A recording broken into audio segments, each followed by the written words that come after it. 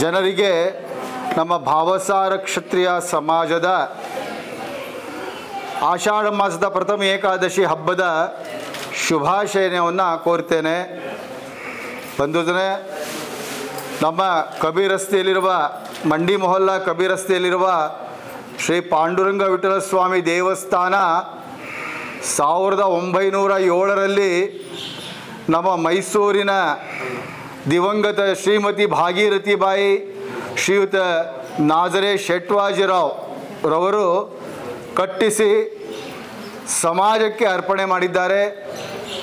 ಅಂದಿನಿಂದನೂ ಈ ಒಂದು ದೇವಸ್ಥಾನದಲ್ಲಿ ನಮ್ಮ ಹಿರೀಕರು ಪ್ರತಿದಿನ ಭಜನೆ, ಸಂಜೆ ಭಜನೆ, ವಿಶೇಷ ಕಾರ್ಯಕ್ರಮ, ವಿಶೇಷ ಹಬ್ಬ ಹರಿದಿನಗಳಲ್ಲಿ ಸಾಧು ಸಂತರ ಅವರು ಬಂದ ದಿನ ಹೋದ ದಿನಗಳಲ್ಲಿ ಇಲ್ಲಿ ದಿಂಡಿ ಉತ್ಸವಾದಿಗಳನ್ನು ಅತಿ ವಿಜೃಂಭಣೆಯಿಂದ ಮಾಡ್ಕೊಂಡು ಬಂದಿದ್ದಾರೆ.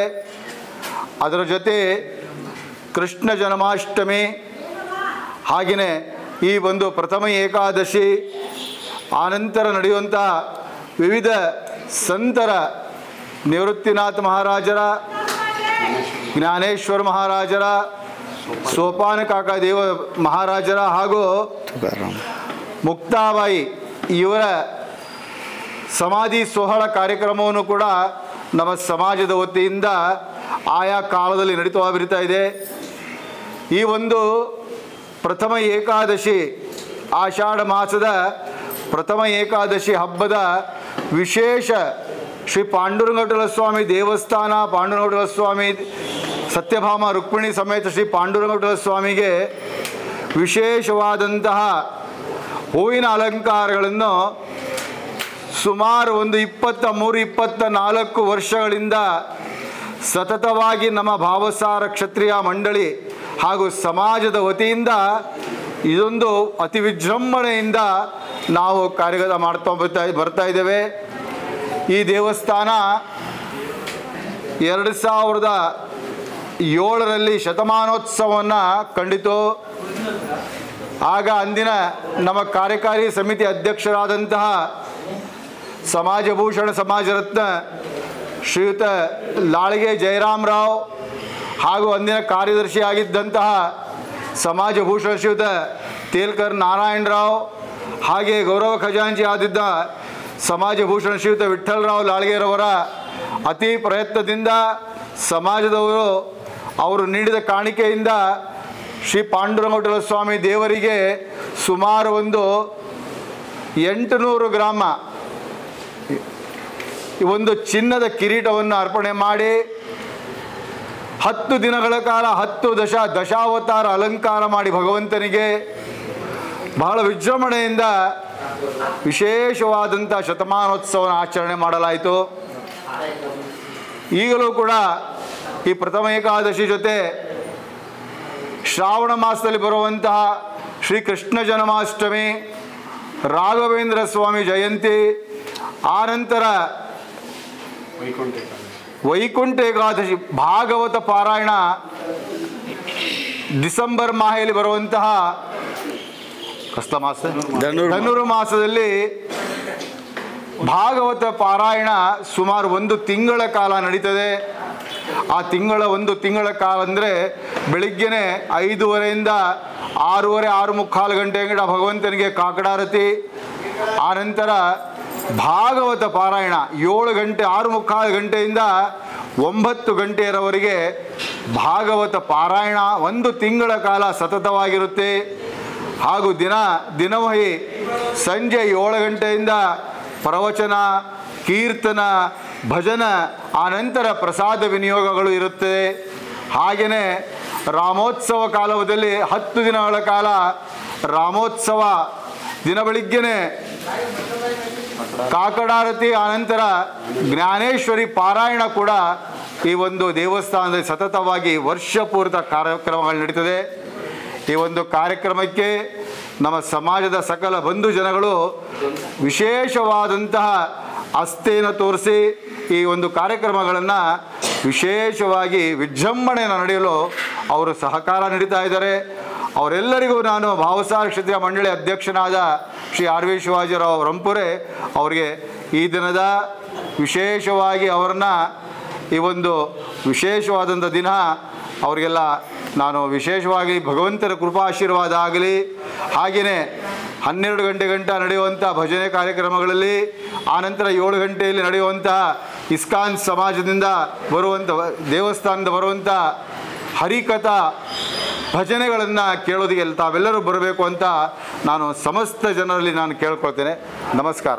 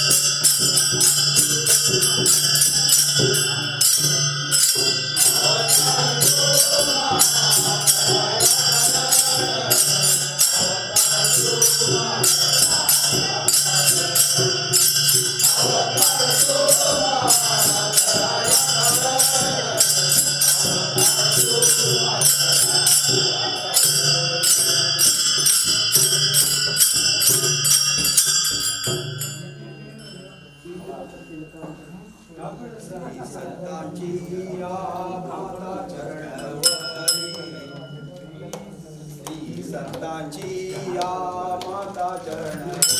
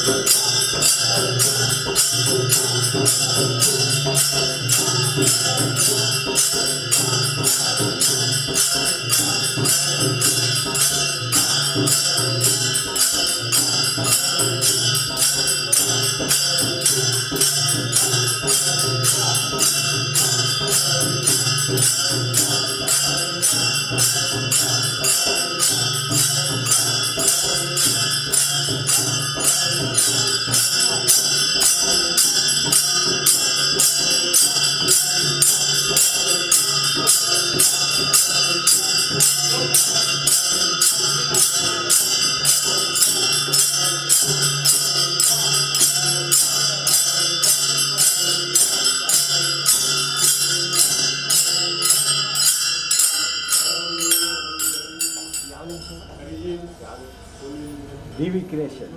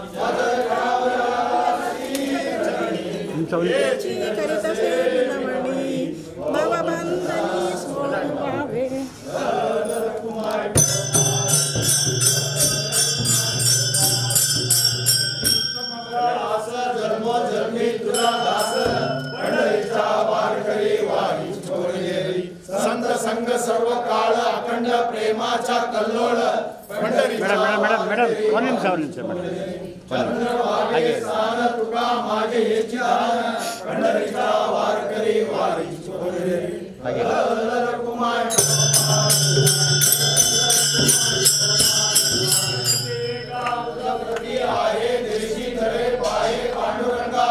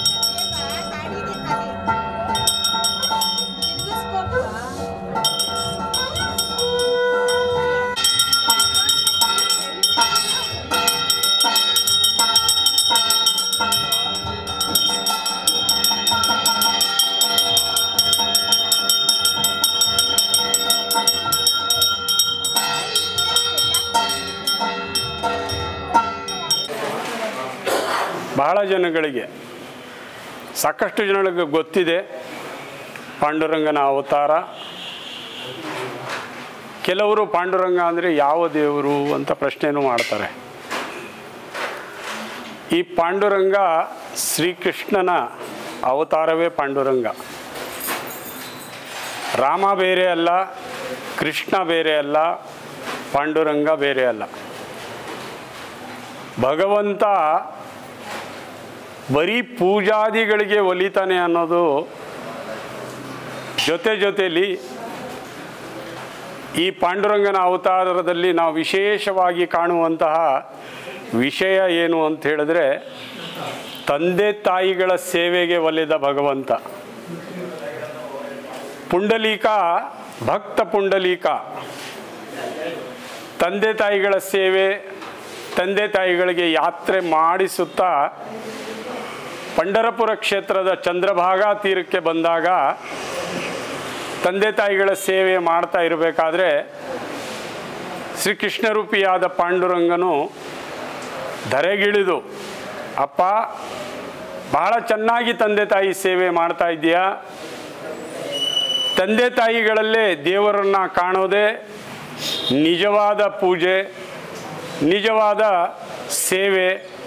ನಿನ್ನ ಸೇವೆಗೆ ಮೆಚ್ಚಿ ನಾನು ನಿನಗೆ ದರ್ಶನ ಕೊಡಲು ಬಂದಿದ್ದೀನಿ ಅಂತ ಹೇಳಿದಾಗ, ಅಪ್ಪ ನೀನು ಹೇಳ್ದಂಗೆ ಮೊದಲು ತಂದೆ ತಾಯಿ, ತದನಂತರದಲ್ಲಿ ದೇವರು.